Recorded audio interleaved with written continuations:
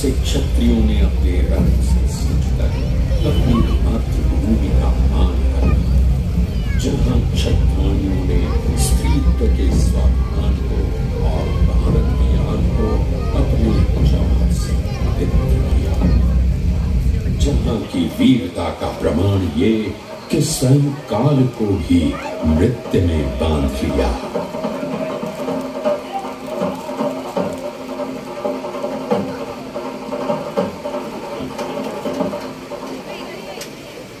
जहां एक और वीरों ने रणभूमि में अपनी तलवार का जौहर दिखाकर शत्रु को घुटनों पर ला दिया, तो वहीं वीरांगनाओं ने इसी तलवार की धार पर नृत्य कर वीरता को रस में बदल दिया।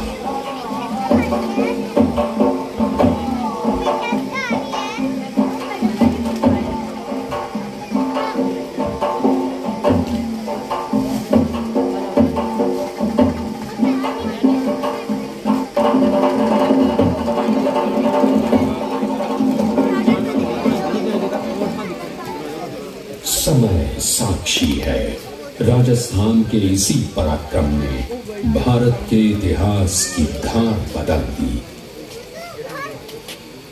इसी राजस्थान के महारावण जैसल ने जब पहली बार इस त्रिकूट पर्वत पर पांव रखा, तब उन्हें यहाँ एक सिद्ध महात्मा के दर्शन हुए।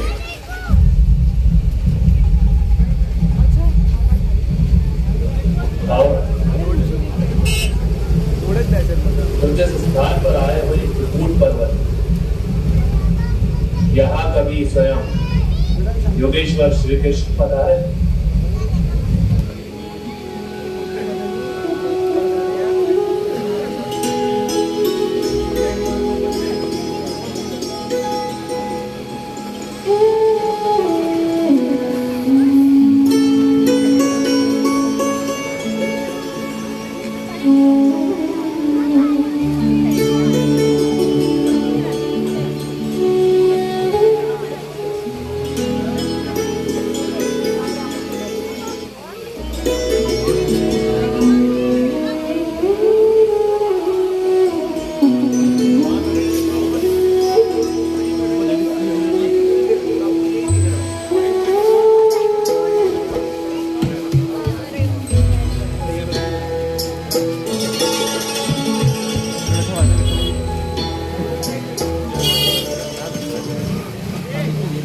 मरुभूमि का ताप बहुत अधिक है, अब मुझसे सहन नहीं होता प्रभु।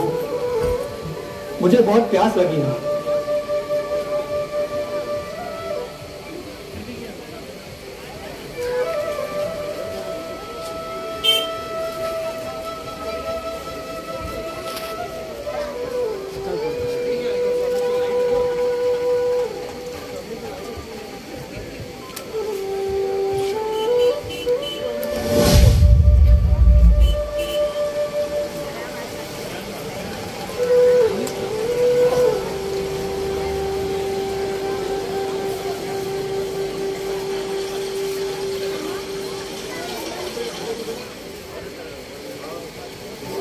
ये जल का स्रोत केवल मैंने तुम्हारे लिए ही प्रकट नहीं किया है पार्थ।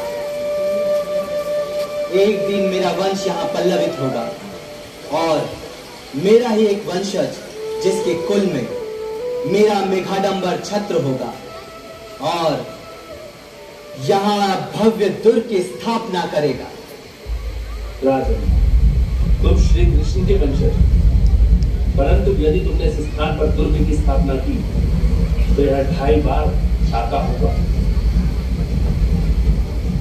भगवान श्री कृष्ण के आदेश का पालन करना मेरे जीवन का सबसे बड़ा सौभाग्य है, परंतु ये 2.5 बार शाका क्यों? इसलिए 2 बार शत्रु छल कपट से दुर्ग पर विजय तो प्राप्त कर ले, परंतु तीसरी बार वो अपने ही जाल में फंस जाए। और राजस्थान की मरुभूमि में देखते ही देखते जैसलमेर दुर्ग आकार लेने लगा। इस दुर्ग का निर्माण सन 1156 ईस्वी में महारावण जैसल ने आरंभ किया। 80 फुट ऊंचे त्रिकूट पर्वत पर स्थित ये विराट दुर्ग त्रिकोण आकार का है। त्रिकूट पर्वत पर सिर उठाए खड़ी इसकी 30 फुट ऊंची दीवारें और इसका बृहद आकार अपने वैराग्य से ही शत्रु के सामर्थ्य और मनोबल को तोड़ने के लिए पर्याप्त है।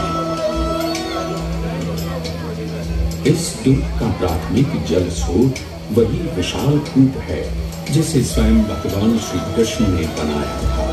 कुएं पर लगा पाषाण शिलालेख इस बात का साक्षी है। सुन अर्जुन मो वंशराय, जैसल नाम धराय, कोक दिनों के आंतरे ऐत बसेला आए। जैसलमेर के दुर्ग की पराक्रम गाथाओं की साक्षी ये विशाल तोप है। कहते हैं कि कड़क बिजली नाम की इस तोप का गोला 1 मील दूर तक मार करता था।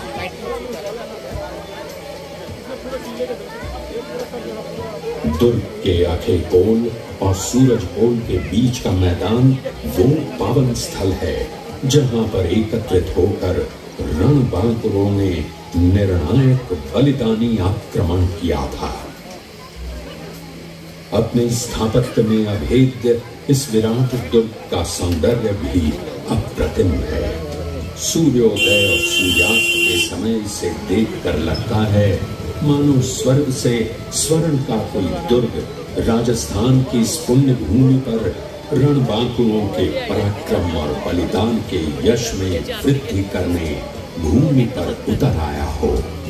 विश्व प्रसिद्ध फिल्म निर्देशक सत्यजीत राय ने इसे सोनार दुर्ग ही कहा था। अपनी स्थापना के समय में जैसलमेर का ये दुर्ग विशिष्ट था क्योंकि ये उत्तर भारत से गुजरात जाने वाले अति महत्वपूर्ण व्यावसायिक राजमार्ग के ठीक मध्य में स्थित था। इस विराट मरुभूमि में ये आने जाने वाले व्यापारियों के काफिलों के लिए एक महत्वपूर्ण आश्रय स्थल तो था ही। इस स्वर्णिम दुर्ग की सेनाएं उन्हें इस वीराने में सुरक्षा और सुगमता की आश्वस्ति भी देती थी।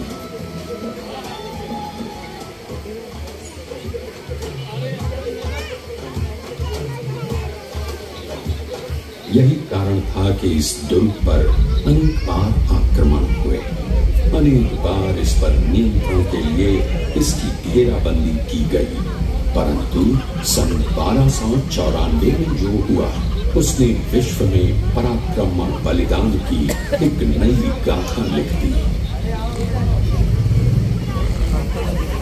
सन 1294 में तुर्क खिलजी वंश के अलाउद्दीन खिलजी ने किले को सब ओर से घेर लिया।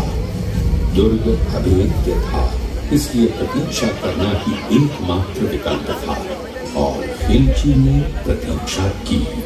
कई वर्ष बीत गए। सन 1299 आते आते जब किले में रसद समाप्त होने लगी तब स्वाभिमानी राजदूतों ने समर्पण करने की जगह अपना बलिदान करना सर्वोपरि माना।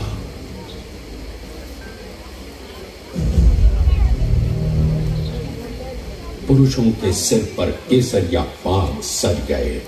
भव्य ललाटों पर रक्त चंदन के तिलक लगाकर कंगन बजाती हुई वीरांगनाओं ने अपने वीरों को प्रणाम कर उनसे अंतिम विदा ली।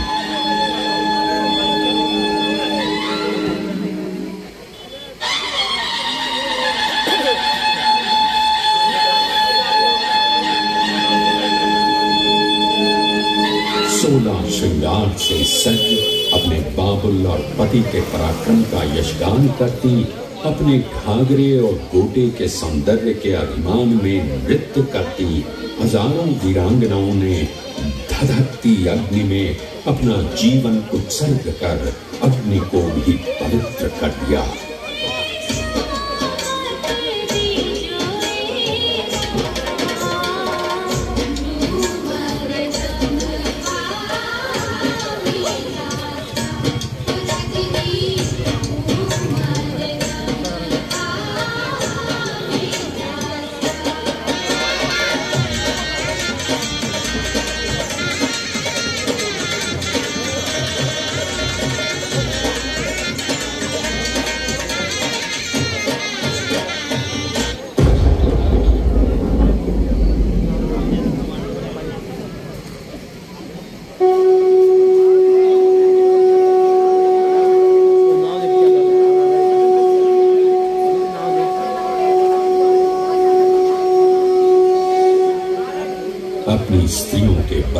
से प्रेरित वीर कभी न लौटने के लिए लड़े और रणभूमि को अपने पराक्रम से कंपा दिया।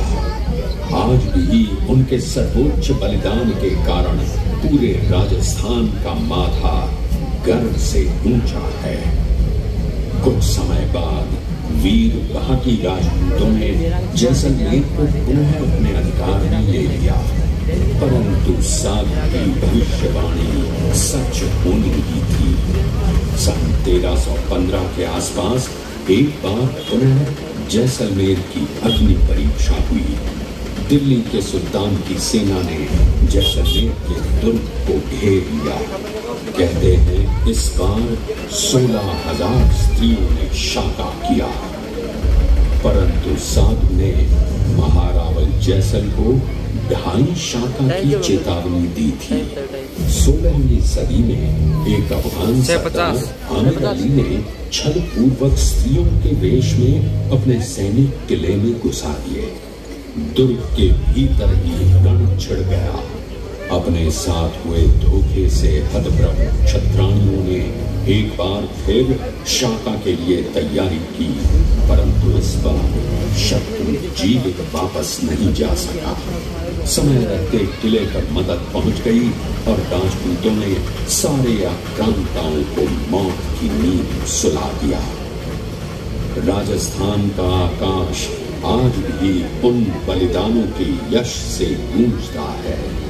भारत के सदियों तक पराधीन रहने के बाद भी उनकी वीरता और स्वाभिमान को भुलाया नहीं जा सका।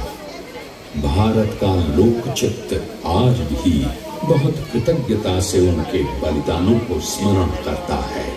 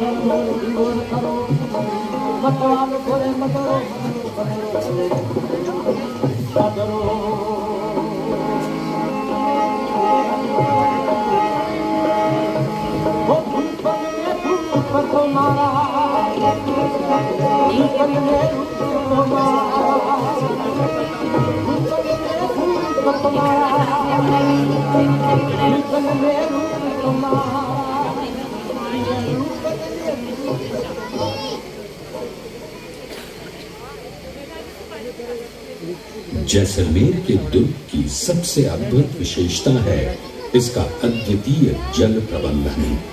14वीं सदी तक ये दुर्ग अपनी जल की आवश्यकताओं के लिए दुर्ग के भीतर बने कुओं पर ही निर्भर था, परंतु 14वीं सदी में रावल गढ़सी ने जल प्रबंधन की पारंपरिक भारतीय विधियों का उपयोग करते हुए दुर्ग के ठीक नीचे एक विशाल जलाशय का निर्माण करवाया। तब की मरुभूमि में जल का इतना विशाल स्रोत तैयार करना किसी चमत्कार से कम नहीं था। आज भी गढ़ी सरताल वर्षा जल प्रबंधन का अनुपम उदाहरण है, परंतु इसके उपयोग की सार्थकता से भी कहीं अधिक बढ़कर है इसका सौंदर्य। पीले बलुआ पत्थरों से बना गढ़ीसर पत्थरों से रची गई किसी कविता से कम नहीं है।